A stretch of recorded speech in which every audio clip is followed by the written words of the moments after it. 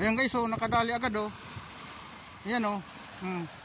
Unang-una pa lang yung isa nakawala eh. Bali dalawang silait ito eh. Dalawang hook, nakawala yung isa.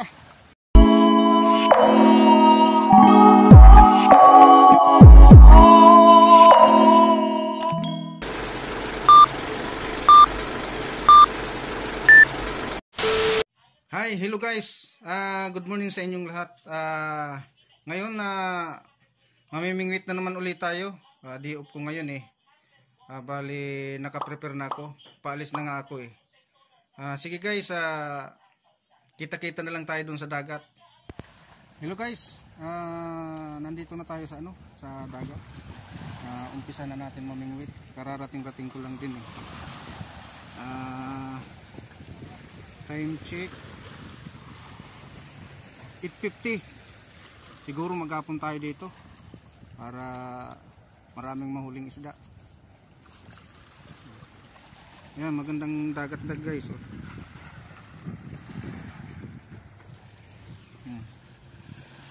Maalon. Sana maraming isda ngayon para maraming mahuli. Sige guys, umpisa na natin. Magsisit na tayo ng ng rod reel natin.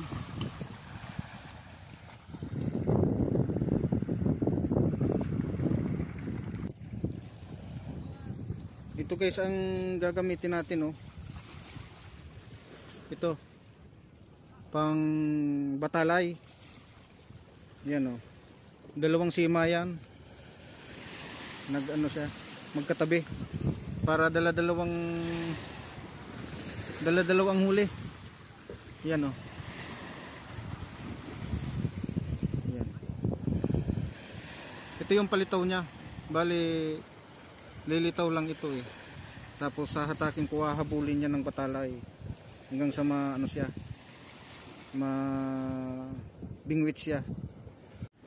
Ang gamit pala nating reel rod is 2.7 meter ang haba. Saka carbon siya 100%. Yan.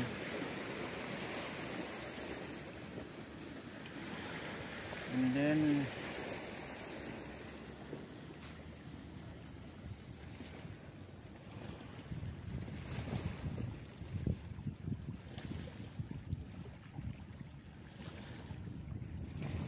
yun lang, 70 to 80 grams ang nito, ang kaya niya na bigat. Yan guys oh. Kaya haba na yan. Okay, sit up na natin guys para makapag-umpisa na tayo mga kababayan.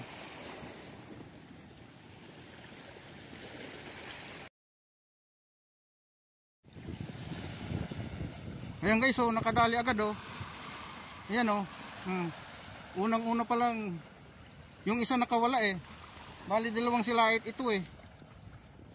Dalawang hook, nakawala yung isa.